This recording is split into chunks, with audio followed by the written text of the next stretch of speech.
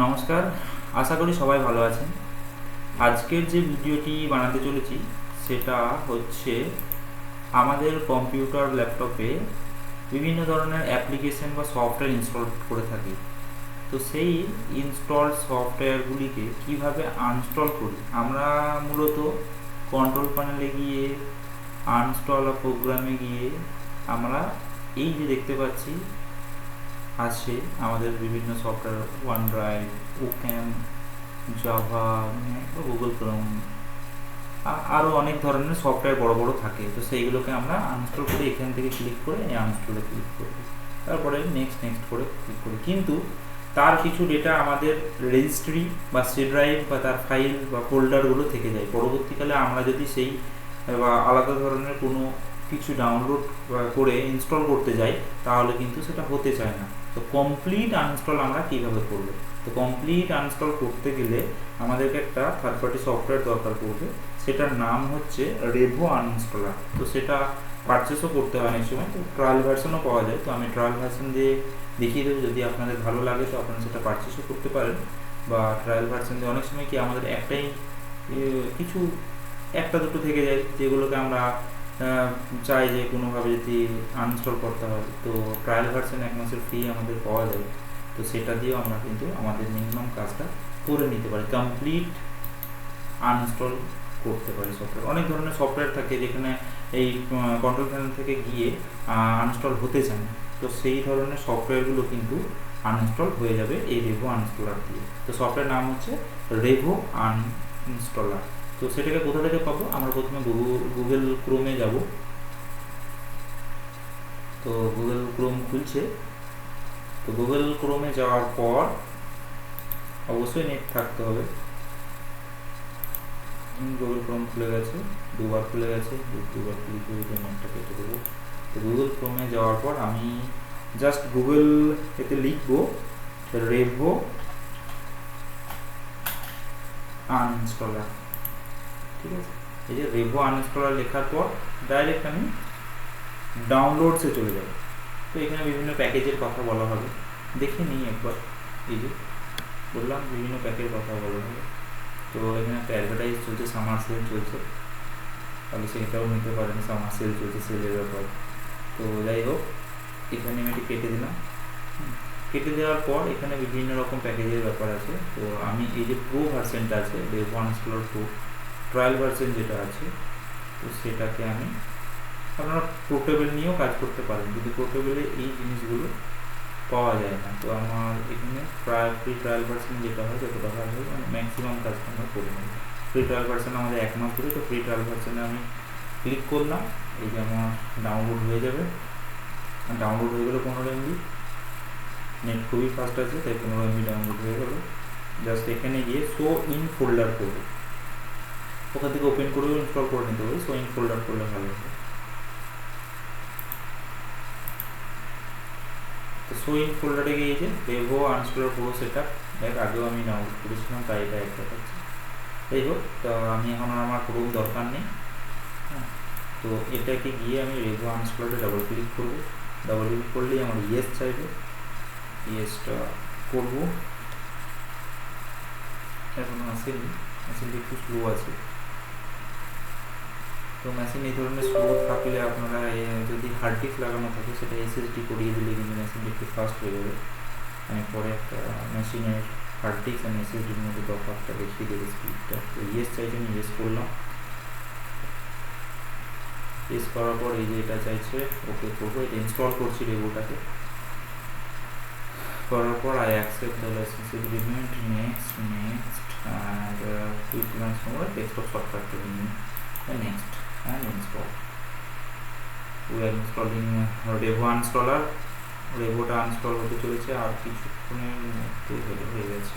Just আবার to finish registers from component. আর একটু আছে, আমাকে সামান্য ওয়েট করতে হচ্ছে।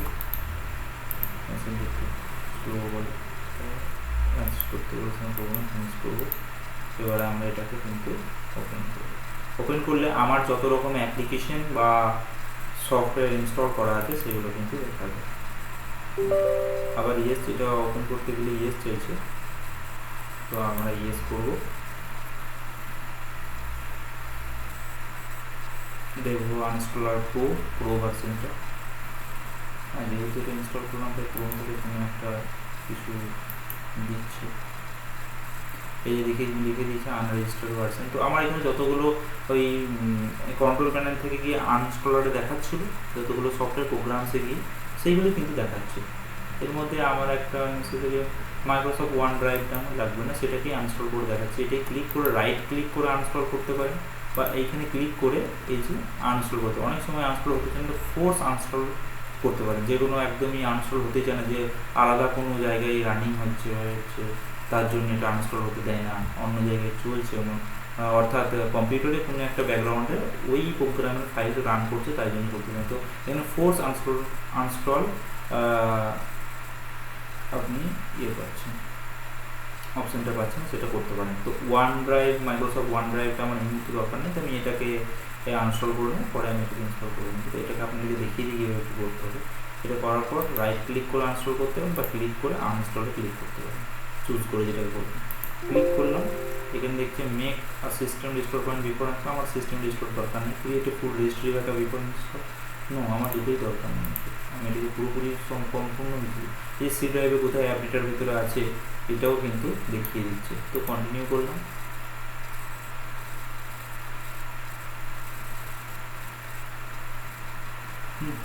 এই যে স্কিপ হয়ে গেছে রেজিস্ট্রি ব্যাকআপ বা রিস্টোর পয়েন্ট, আর আনইনস্টল হয়ে গেছে। অ্যাডভান্স কিছু কিছু সফটওয়্যার এখানে আনইনস্টলের আরেকটা প্রম্পট দেখাবে, সেটাকে ইয়েস করে নেবে। অ্যাডভান্সে গিয়ে আনইনস্টলটা হয়ে যায়। অ্যাডভান্সে গিয়ে এখানে স্ক্যান অপশানটা আনইনস্টল হয়ে গেলে এই স্ক্যান অপশানটা কিন্তু অ্যাভেলেবেল হয়ে যাবে, এবং স্ক্যান করে দিয়ে যেখানে যেখানে, অর্থাৎ সি ড্রাইভ বা রেজিস্ট্রিতে যেখানে যেখানে থাকবে সেইখানে কিন্তু সব ডিলিট দেখাবে। যে অটো অ্যাডভান্সে গিয়ে স্ক্যান দেখাচ্ছে, তো স্ক্যান করলাম যে কোথায় কোথায় ফাইল বা ফোল্ডার আনইনস্টল হওয়ার পর কোথায় কোথায় কিছু কিছু ফাইল মিসিং থেকে গেল।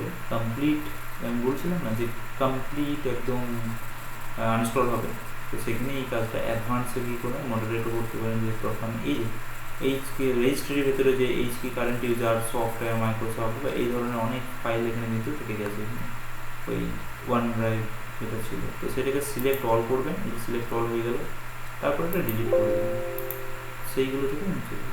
এবং এখানে লেফট ওভার ফাইলস অ্যান্ড ফোল্ডারও, এটা কিন্তু ওই কন্ট্রোল প্যানেল থেকে আনইনস্টল করলে কিন্তু এটা দেখা যায় না বা হয় না। তো এটা করার পর ফিনিশ করলে, এটা সিলেক্ট করে দিচ্ছি, ডিলিট করে দিই, এটাকেও এই ফাইলগুলোকেও ডিলিট করে দিই। এই যে সব ডিলিট হয়ে গেল। তো যদি কিছু ফাইল বেরিয়ে থাকে তাহলে নেক্সট সিস্টেম রিস্টোরে কিন্তু এটা উড়ে যাবে, এই যেগুলো চলে যাচ্ছে।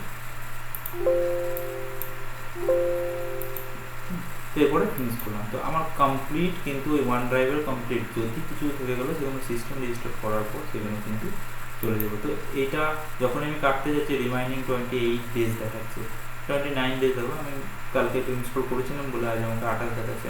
এমন নয় যে আজকে ইনস্টল করে নিলেন যে আবার কিছুদিন পর, আজকের ডেট থেকে কিন্তু 30 ডেজ কিন্তু রিমাইনিং দেখাবে, যেহেতু এটা ট্রায়াল ভার্সনটা।